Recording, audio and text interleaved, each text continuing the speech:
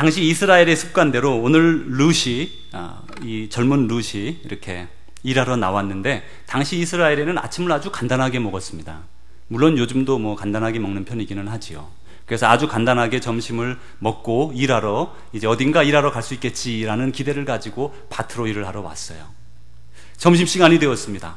많은 사람들이 허기 가지고 같이 일하던 많은 사람들이 이제 주인이 준비해 놓은 그 식탁으로 다들 돌아가고 있었습니다. 그러할 때에 마치 점심시간에 가져온 도시락이 없어서 운동장으로 뛰어가 수도가에 입을 대고 벌컥벌컥 물을 마시면서 속상했던 그 어린아이처럼 이 젊은 여인이 일부러 얼굴을 그 밥 먹는 사람들을 외면하여 다른 쪽으로 쭈삣쭈삣 걸어가고 있습니다. 우리 어머니를 모시기 위해서 내가 이 이방 땅으로 이렇게 이민을 왔는데 누구 하나 나를 도울 사람이 없는, 내가 이렇게 배가 고프지만 누구 하나 나를 돌봐주지 않는 그런 상황 가운데 내던져진 자기 자신을 발견하면서 더욱더 슬픔이 몰아쳐오는 것입니다. 꼭 우리 같지 않습니까? 꼭 저와 여러분 같지 않아요? 미국 사람들은 여기가 자기 나라이기 때문에, 물론 여러분 중에 뭐 미국 시민권자들 많이 계시죠. 느낌이 좀 다릅니다. 우리도 우리가 한국에 있다면 느낌이 다를 것입니다. 형제 자매가 있고 친구가 있고 동창이 있고요. 직원들이 같이 회사 직원들이 있습니다. 그러나 막상 이민사회에 들어오고 보면 나를 도와줄 수 있는 손길이 정말 거의 없다는 것을 새삼 깨닫게 됩니다. 그러면서 우리가 악착같이 집착하는 게 재물에 집착하게 됩니다. 그것이 나의 안전이라고 생각하기 때문에 그렇게 되는 것 같아요. 오늘 이 룻이 슬픔 가운데, 속상함 가운데 이렇게 그 식사하는 사람들을 일부러 외면할 때에 옆에서 자기를 부르는 소리가 들립니다. 바로 보아스라고 하는 그 밭의 주인입니다. 그 보아스가 이렇게 말을 합니다. 이리 와서 떡을 먹으며 내 떡 조각에 초를 찍으라. 와서 떡을 먹으라. 그러면서 부르고 또 떡 조각에 초를 찍어 먹으라 라고 부르는 것입니다. 당시 아침 식사는 아주 간단하게 그저 곡식 조각 좀 먹는 것으로, 빵 조각 조금 먹는 것으로 때웠습니다. 점심도 또한 마찬가지로 간단하게 먹고 저녁을 주로 푸짐하게 먹었습니다. 푸짐한 저녁은 어떤 것인가 하면 빵에다가 그리고 스프를 같이 먹었는데, 이 스프는 스튜 같은 거지요. 스프가 아니고, 그러니까 우리로 치면 뭐 건더기 있는 그런 거죠. 거기에 주로 야채로 되어 있고 고기는 조금밖에 안 들어가 있는 그런 스튜를 먹었습니다. 빵에다가 찍어 먹는 거죠. 그게 하루의 만찬입니다. 이 일꾼들이 지금 먹으려고 펼쳐놓은 점심에는 무엇이 있었는가 하면 먼저 빵이 있었습니다. 이스라엘 빵은 재밌게 되어 있습니다. 둥그렇게 우리 그 톨티아처럼 되어 있는데 그게 떡인지 빵인지 부르는 말에 따라 다르지만 이렇게 쭉 자르면 그 가운데가 그렇게 텅 비어 있어요. 그래서 가운데다 뭘 넣어서 주머니처럼 먹을 수도 있어요. 재밌게 되어 있습니다. 그게 똘띠아만 해요. 이제 거기다가 그걸 갖다가 그 와인, 그러니까 그 식초, 와인 식초에다가 포도로 만든 식초에다가 찍어서 먹었습니다. 그리고 거기에 지금 한 가지 더 먹는 게 나오는데 뭐냐면 볶은 곡식이라 하는 게 나와요. 볶은 곡식은 뭐냐면 이 당시에 이스라엘에서는 뭐 지금도 그러겠지만 보리 추수를 가장 먼저 합니다. 보리 추수는 3월, 4월경에 추수를 합니다. 그래서 그 보리를 추수하고 3, 4주 동안 추수해서 추수하면서 말려가지고 이제 털어내죠. 그래서 탈곡을 해서 그거를 먹고 한 달이나 정도 이상 쉬다가 다시 밀이 추수가 시작이 됩니다. 그러면 밀을 추수해서 먹게 됩니다. 그러니까 보리 추수할 시기는 아직 밀은 완전히 익지 않았지만 많이 익어가고 있을 때입니다. 그럴 때에 그 밀을 보리 추수를 하기 전에, 그때는 봄이 막 시작되니까 아직까지 아무런 그 곡식이 나지 않을 때라 한국의 그 보릿고개처럼 아주 힘들 때입니다.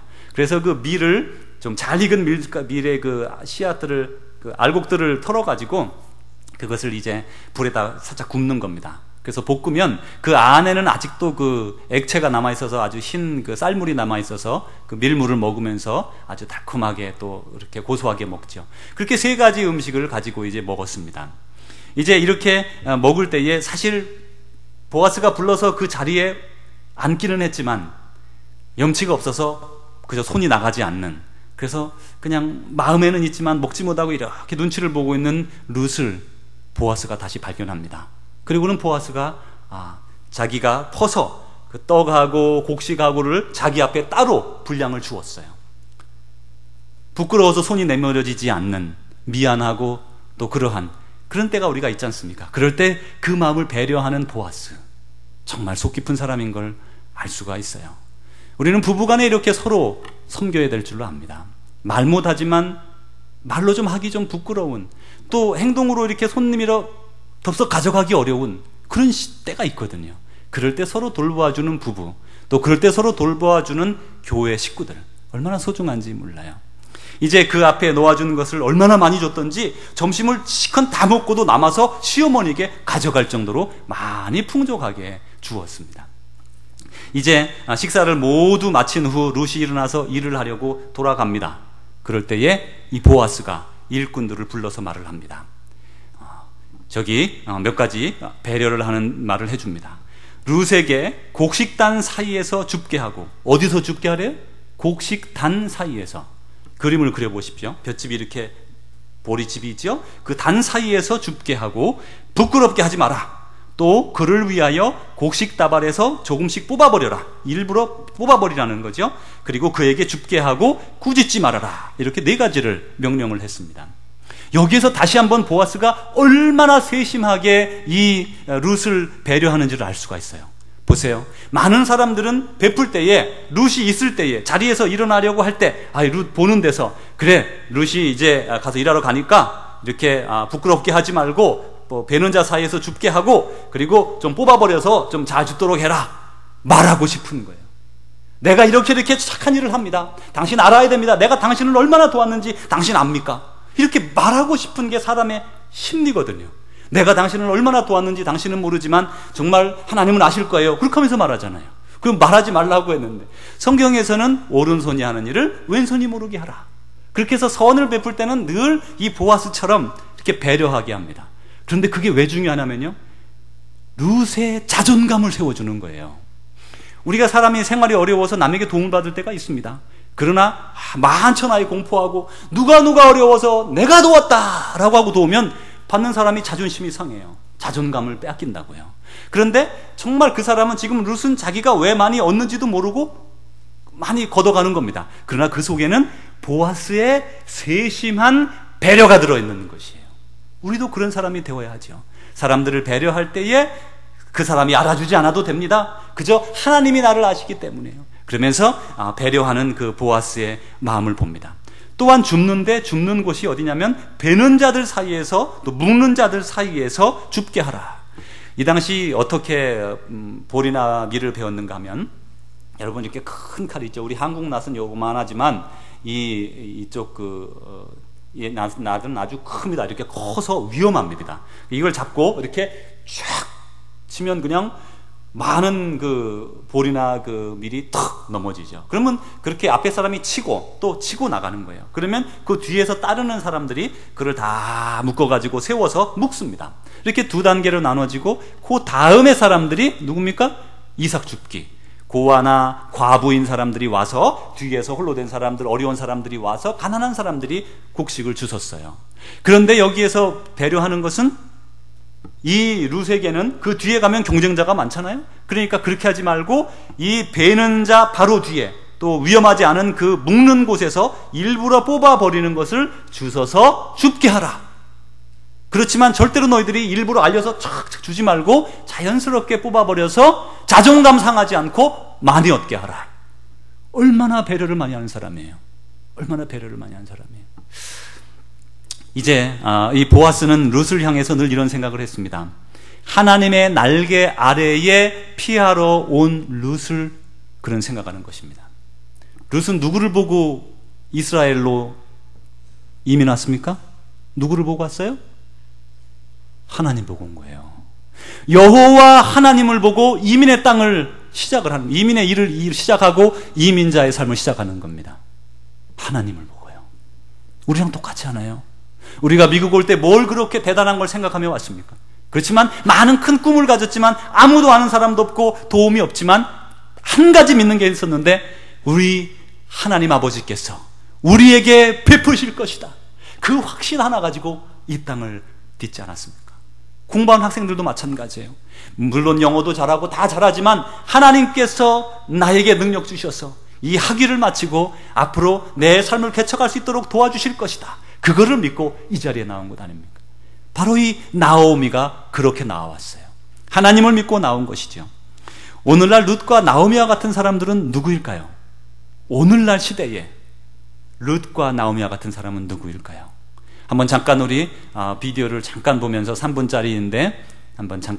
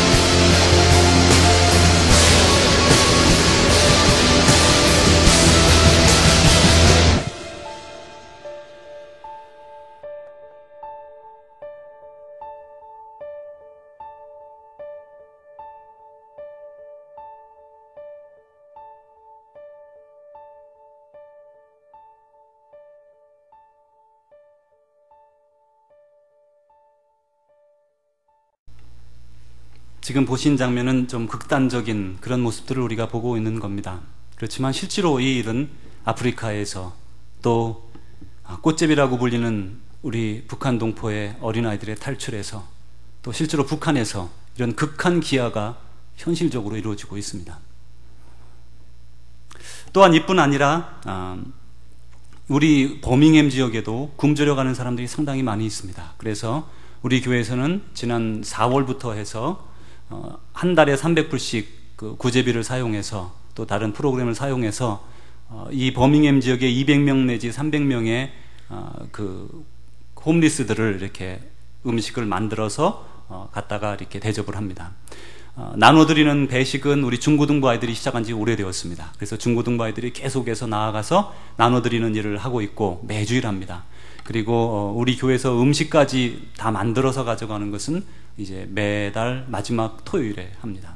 대단한 것은 아니지만 또 그 한 끼를 먹는다고 그분들이 대단히 영양이 되는 것 얼마나 될런지는 모르지만, 그러나 나름대로 우리에게 주어진 것으로 섬기려는 모습을 우리는 볼 수가 있는 것이지요.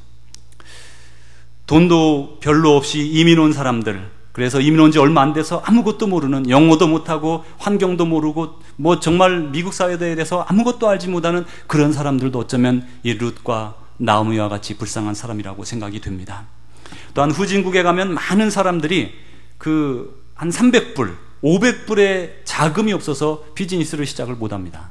그 후진국에는 요즘 그래서 대학을 마치는 어떤 한 두 여학생이 여행을 하다가 생각을 해낸 게 마이크로 론이라는 걸 해냈어요. 그래가지고 그런 후진국에서는 이제 500불 정도만 누가 빌려주면 그걸 가지고 장사를 해서 몇 년 내에 갚는 겁니다. 그럼 그 500불 빌려줘야 될 원금이 있지 않습니까? 그 원금은 누가 빌려주는가 하면 우리 각자가 크리스찬들이 그 웹사이트를 통해서 자기의 계좌를 열어놓고 거기에 500불, 1000불을 넣어놓는 거예요. 그러면 그 재단에서 그 돈을 허락을 받아서 빌려줍니다. 그러면 그 돈이 빌려준 돈 가지고 그분들은 사용하고 몇 년 뒤에 회수하면 다시 원금이 되죠. 그럼 그걸 가지고 계속 거기에 금액이 있고 그 돈으로 론을 해주는 것이에요. 그래서 아프리카 같은 데는 500불, 300불 하면 자기가 원하는 가게를 하나 차려놓아서 그 집안이 먹고 살 수가 있어요. 이제 그런 일들이 아주 젊은 여성들에 의해서 시작이 되어서 미국에 벌써 많은 사람들이 그런 일들을 감당하고 있습니다.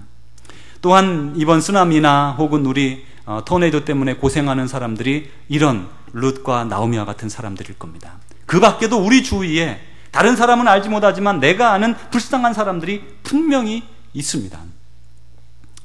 그렇다면 이제 보아스와 같이 이렇게 자비를 베푼 그런 사람이 우리 시대는 누구겠습니까? 우리가 사는 시대에 이 보아스와 같이 행하는 사람은 과연 누구일까요? 먼저 교회 안에서 한번 찾아보시죠. 우리 교회 안에 이 보아스와 같이 정말 어려운 사람들을 배려하는, 가난한 사람들을 돌보는, 홀로 된 이들을 위로하는, 혹시 여러분이십니까? 혹시 여러분이 아는 그 집사님이십니까? 혹시 그 권사님이에요? 혹시 그 장로님이에요? 혹시 그 성도님이 그렇게 하십니까? 한 2주간 말씀을 묵상하면서 많은 분들을 떠올릴 수 있었습니다. 또 한 가지 알게 된 것은 선을 베풀지만 마태복음 산상수훈에서 말씀하시는 것처럼 내 오른손이 하는 일을 왼손이 모르게 하라, 이런 원칙대로 우리 성도님들이 서로 돕기는 많이 도와요. 그런데 알리지를 않죠. 참으로 복된 것입니다. 누가 누구를 많이 돕는데 라고 하고 알려지는 것은 조금 그 받을 상을 많이 받게 되죠. 그러나 아무도 모르게, 알 필요도 없고 그렇게 서로 돕는 그런 관계가 있기 때문에 제가 더 자세히 더 많은 사람들이 그런 사랑을 베푸는 걸 모르는 것 같다, 그런 생각이 들었습니다. 광야에서 40년 동안 만나를 끊임없이 내리신 여호와께서 이스라엘이 양식이 떨어지고 이런 기근 때문에 고생할 때에 하나님께서 그 땅에 양식을 주셨습니다. 룻기서 1장 6절에 이렇게 말합니다. 그 여인은 나오미입니다. 그 여인이 모압 지방에서 여호와께서 자기 백성을 돌보시사 그들에게 양식을 주셨담을 듣고 모압 지방에서 돌아오려 하여. 다시 한번 읽어드립니다. 그 여인이 모압 지방에서, 어디서 들었어요? 모압 지방에서요. 여호와께서 자기 백성을 돌보시사 그들에게 양식을 주셨다. 누가 주셨습니까? 여호와께서 주시는 것이에요. 이스라엘이 전 나라적으로 다 기근에 들었습니다. 먹을 게 없었어요. 이민을 가야 했습니다. 그런데요, 지금 여호와께서 그들에게 양식을 풍족히 주셨다. 여호와가 주시는 것이에요. 광야에서 40년 세월 동안, 그 꾸준한 세월 동안 계속해서 이스라엘 백성을 먹이신 그 하나님 아버지께서 이스라엘 백성들에게 다시금 대풍을 주셨는데 얼만큼 많이 대풍을 주셨냐면요, 성경 본문에 그 내용이 비춰집니다. 보통 이 이스라엘에서는 보리를 먼저 타작을 하고 다 거두어든 다음에 타작을 하고 그리고 한 3, 4주 있다가 다시 밀 추수를 시작하고 밀을 타작을 합니다. 말하자면 그 두 타작 사이에 시간이 좀 있어요. 그래서 이제 먼저 보리를 타작해서 배고픈 배를 채우고 나서 더 고급 음식인 밀을 먹게 됐던 겁니다. 그런데 이 본문 말씀 가운데 보면 3장으로 넘어가면서 이 보아스는요, 보리하고 밀을 같이 탈곡을 해요. 무슨 말이에요? 이 보리를 탈고 가지 않아도 한 달 정도는 내가 그만두어도 먹을 양식이 이미 있다는 거예요. 무슨 말이에요? 작년에 풍작이었다 그런 말이에요. 배고픈 시기인데 이때는 먹을 게 아무것도 없는 때인데 이미 작년에 하나님께서 풍작을 주셔서 그게 남아있어서 이 탈곡을 미루어도 됐다 그런 말이에요. 하나님께서 이렇게 돌보시는 사람은요, 하나님께서 돌보시는 교회는, 하나님께서 돌보시는 나라는 한 해에만 풍작을 그치는 게 아니고 작년에도 풍요롭게 하시고 올해도 풍요롭게 하시고 내년도 풍요롭게 하는 것이에요. 한 해만 많은 것을 주셨으면 그것으로 만족하고 일생을 살아갈 수 있습니까? 그렇지 않습니다. 우리는 간혹 큰 대박이라고 하는 한 번에 그냥 횡재하는 것을 기다리지만요, 하나님은요 우리에게 시와 때를 따라 필요한 것으로 계속해서 공급하는 거예요. 어디까지? 주님 앞에 갈 때까지. 40년의 세월 동안 이스라엘 백성들은 옷도 떨어지지 아니하였고 신발도 떨어지지 아니하였고 먹을 것도 떨어지지 아니하였어요. 왜요? 하나님이 지켜주시니까, 하나님이 계속해서 채워주시니까. 생각을 해보세요. 항아리가 우리 교회만한, 예배당만한 항아리가 있다고 생각해 보십시오. 채워놨어요. 이야, 내 항아리 크다, 여기에 가득 있구나. 퍼서 계속 드셔보십시오. 없어집니다. 고갈됩니다. 그러나 밑에서 올라오는 샘이 있다고 생각해 보세요. 샘은 크지 않아요. 이만합니다. 그러나 그곳에서 끊임없이 새로운 물이 흘러나오는 거예요. 그것이 우리를 채운다면 이 큰 이 집채만한, 이 예배당만한 항아리가 왜 필요하겠습니까? 매일같이 솟아오르는 새로운 은혜로, 새로운 먹을 것으로, 시와 때를 따라 하나님께서 주시는 그 은혜, 우리는 그것을 먹고 사는 것입니다. 이민 생활이 피곤하고 고단합니다. 보장된 것이 별로 없어요. 그나마 가게가 내 가게일 때는 좀 낫지만, 내 가게도 아니고 빌려서 리스를 할 때는 또 리스를 또 받을 수 있을지, 주인이 엉뚱하게 또 더 많은 또 금액을 요구할지, 많은 불안감이 우리에게 있습니다. 조건도 까다로워지고. 그렇지만 어떤 상황이든 간에 우리는 늘 이 땅에서의 완벽한 상황을 이루어 나갈 수는 없습니다. 그러나 우리는 완벽하게 만들어주시는 하나님 아버지 안에 있기만 하면 우리의 모든 것들은 채워지는 것을 알 수 있습니다. 하나님께서 이스라엘에 대풍을 벌써 연속해서 2회째 주셨는데 그때 부자된 사람은 보아스뿐은 아닙니다. 대부분 많은 사람들이 풍족해졌어요. 그런데요, 그 중에 단 한 사람, 보아스만이 자비를 베풀고 있는 겁니다. 다른 사람들은 무엇하고 있을까요? 우리가 50년 전, 아니 30년 전하고만 비교해도 우리는 참 잘 먹고 잘 사는 시대에 삽니다. 저는 늘 자동차를 탈 때마다 그런 생각합니다. 하나님 감사합니다. 저같이 어리석은 사람에게 이처럼 좋은 차를 교회에서 제공해 주셔서 신방 다니고 필요한 곳에 다니고 하나님 감사합니다. 감사합니다. 늘 그런 생각이 들어요. 제가 만약에 한국에 살았다면 어떻게 저렇게 좋은 차를 탈 수 있었겠습니까? 또 제가 한국에 살았다면 제가 개인적으로 가지고 있는 그런 차를 어떻게 타고 있었겠습니까? 하나하나 작은 것부터 큰 것까지 생각하면 감사하지 않은 게 하나도 없어요. 내 인생에 제가 어렸을 때 이렇게 잘 살리라고는 생각해 본 적이 없습니다. 여러분은 그렇지 않으세요? 이렇게 우리가 많은 것을 누리고 있어요. 비교해보면 상상할 수 없이 많은 걸 누리고 있습니다. 그런데 그 당시 은혜를 베푼 사람은 보아스뿐이었어요. 보아스뿐이었어요. 룻이 아침부터 저녁까지 뽑아 버려준 것까지 다 해서 많이 얻었습니다. 얼마큼을 얻었는가 하면 22리터를 얻었습니다. 이것은 한 에바라고 부릅니다. 한 에바는 10호멜이라고 하는데, 10호멜은 뭐냐면, 1호멜은 이 40년 동안 광야에서 만나를 거둘 때 하나님께서 너희들이 한 사람의 하루에 한 호멜씩 거둬라, 그렇게 말씀했어요. 그래서 하루에 먹을 수 있는, 한 사람의 먹는 곡식이 한 호멜입니다. 그래서 10호멜을 거둔 거예요. 말하자면 열흘치 양식을 얻어온 겁니다. 아주 많은 겁니다. 한국 계산으로 하면 한 말 2대, 12대예요. 10대가 한 말이죠. 한 말은 여러분 기억나시는가 모르겠어요. 이만한 통에다가 하나지요. 이제 이것을 알곡을 얻어다가 나무 막대기로 텁니다. 털어가지고 그 알곡을 다 까서 이제 그걸 채에 쳐가지고 모아보니까 한 말하고 2대가 됐어요. 그걸 가지고 보통에서는 얻을 수 없는 그런 많은 곡식을 얻은 것입니다. 기쁨으로 집에 돌아왔어요. 그러자 어머니가 보고 깜짝 놀랍니다. 아니 이렇게 많이 어떻게 얻었니? 그랬더니 또 볶은 곡식까지 내놓으면서 말합니다. 어머니 이것도 보세요. 이것도 있어요. 아니 어디서 일을 했어? 보아스라고 하는 사람 밭에서 일을 했는데 지금부터 추수 끝날 때까지 계속 일하라고 했습니다. 그러자 이 어머니가 흥분합니다. 보아스, 그는 살아있는 자와 죽은 자에게 다 은혜를 베푸는 자구나. 여러분 왜 그렇죠? 여기엔 깊은 의미가 있어요. 여러분 만약에 우리가 같이 살다가 어떤 분이 남편이 돌아가셨어요. 여인이 혼자 되었습니다. 남편이 죽으면서 얼마나 마음에 아픔을 가지고 죽었겠습니까? 내 아내를 돌보아줘야 되는데 내가 이렇게 먼저 떠나버리고 마는구나. 오 하나님 내 아내를 도와주옵소서. 얼마나 마음이 슬펐겠어요. 이 보아스는요 지금 이 여인을 도움으로 해서 그 여인을 두고 떠나면서 슬퍼하며 죽어갔던 그 사람까지 도와주고 있는 것이. 어쩌면 이전에 이 보아스가 이 엘리멜렉의 가정을 도왔었는지도 몰라요. 그래서 그는 이 말은 산자와 죽은 자에게 모든 것을 도와주는구나 이런 말을 하면서 이제 기뻐합니다. 그리고 그가 그 집안에 기업물을 짜라라고 말합니다. 기업물을 짜, 그것은 고엘이라고 부릅니다. 이것은 다음 시간에 같이 말씀을 나눕니다. 기업물을 짜라고 말하니까 그렇게 기뻐하면서 넘어갔습니다.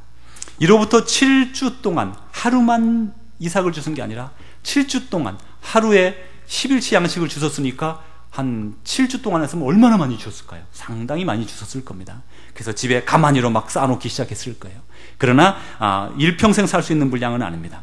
이 보아스는 한 번 은혜를 베푼 게 아니라 계속해서 점심도 주고 계속해서 롱텀으로 이런 솔루션을 제공하는 겁니다. 여러분 아까 우리가 아프리카 사람들을 보았고 또 중국에서 고생하는 꽃제비들, 또 우리 북한 굶주리는 우리 동족들, 우리가 한 손에 우리 거 다 팔아도 그들을 도울 수 없습니다. 빌 게이츠라 해도 그의 재산을 다 판다 해도 그들을 한꺼번에 다 먹여서 얼마나 먹여 살리겠습니까? 그래서 포기한다고요? 우리가 어떻게 갚을 수 있겠냐고요? 어떻게 그 사람들 다 먹일 수 있겠냐고요? 마더 테레사가 이런 말씀하셨습니다. 내가 하는 착한 선행은 큰 바다에 물 한 방울과 같다.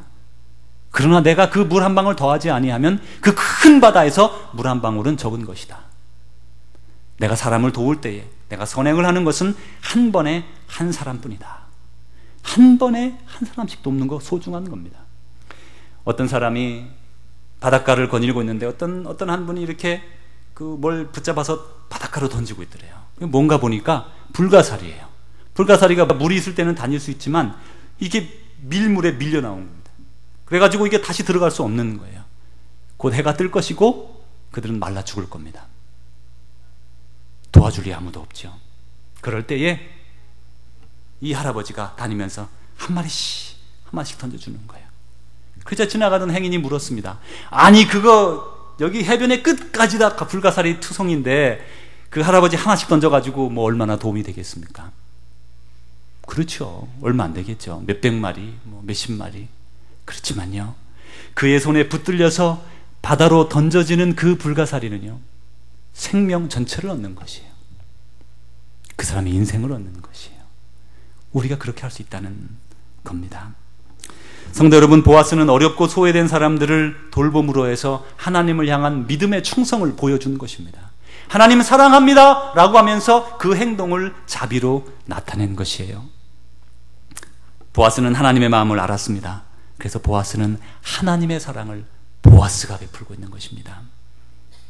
우리가 하나님의 사랑을 우리의 손으로 베풀어야 합니다. 하나님은 늘 우리에게 좋은 것으로 채워주시기 때문입니다. 내가 진실로 너희에게 이르노니 이 지극히 작은 자 하나에게 한 것이 곧 내게 한 것이다. 지극히 작은 자 하나에게 한 것이 곧 내게 한 것이다. 예수님의 친동생 야고보는 이렇게 말합니다. 만일 형제나 자매가 헐벗고 일용할 양식이 없는데 너희 중에 누구든지 그에게 말하되 평안히 가라, 덥게 하라, 많이 좀 먹어라 하며 그 몸에 쓸 것을 주지 아니하면 무슨 유익이 있겠느냐. 말로만 돕는 것, 말로만 생각하는 것, 그것도 쉽지 않습니다마는 거기에서 더 나아가 보아스처럼 우리는 오늘 어려운 사람을 돕는 믿음의 행실을 가져야 합니다. 올해 우리 교회 목회표가 여기 보시는 것처럼 하나님 앞에서 경건하라입니다. 하나님 앞에서 정결하고 더러움이 없는 경건은 첫째로 곧 고아와 과부를 그 환난 가운데 돌보고, 경건이 뭐라고요?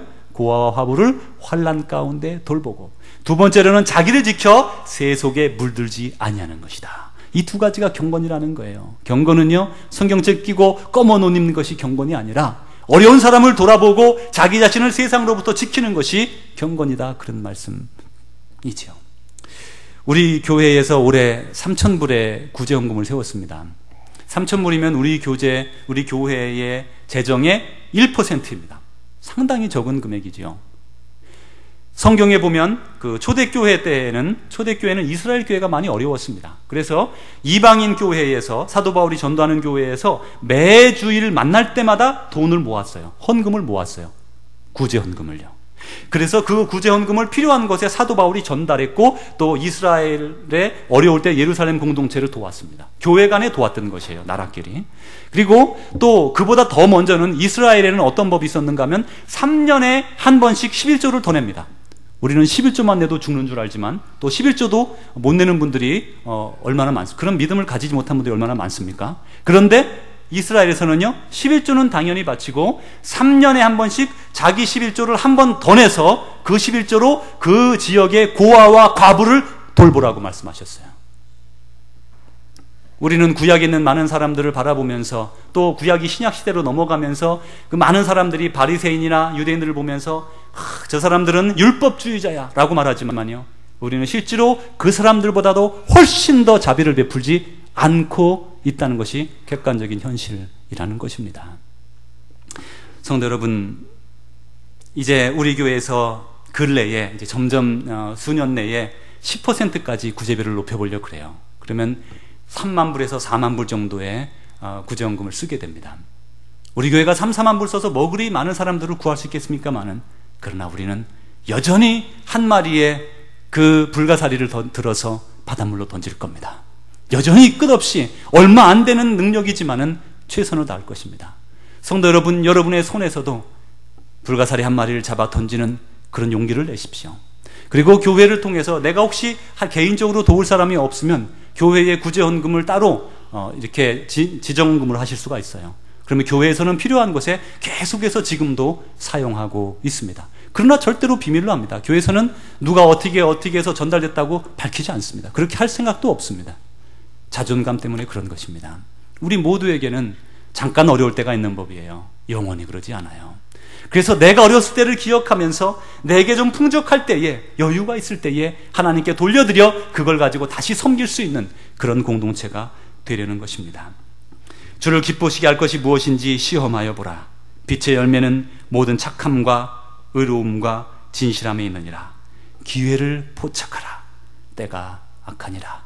성도 여러분, 오늘 우리들 손에 주어진 것이 있다면, 그리고 여러분이 나눌 용의가 있다면, 그런 믿음이 있다면 보아스처럼 세밀한 부분까지 챙겨가면서 이웃들을 배려하는 여러분 되시기를 주의 이름으로 축원합니다. 기도하겠습니다. 아버지 하나님, 감사합니다. 아버지의 은혜 가운데 우리가 많은 축복을 누리게 하시니 감사합니다. 이 은혜 가운데 불쌍하고 가난한 소외된 사람들을 생각하는 우리가 되게 하여 주옵소서. 우리의 주머니를 열어 이웃을 돕는 자마다 만배로 되갚아 주시고 그들의 삶에 풍족함으로 더하여 주옵소서. 예수 그리스도 이름으로 기도하옵나이다. 아멘.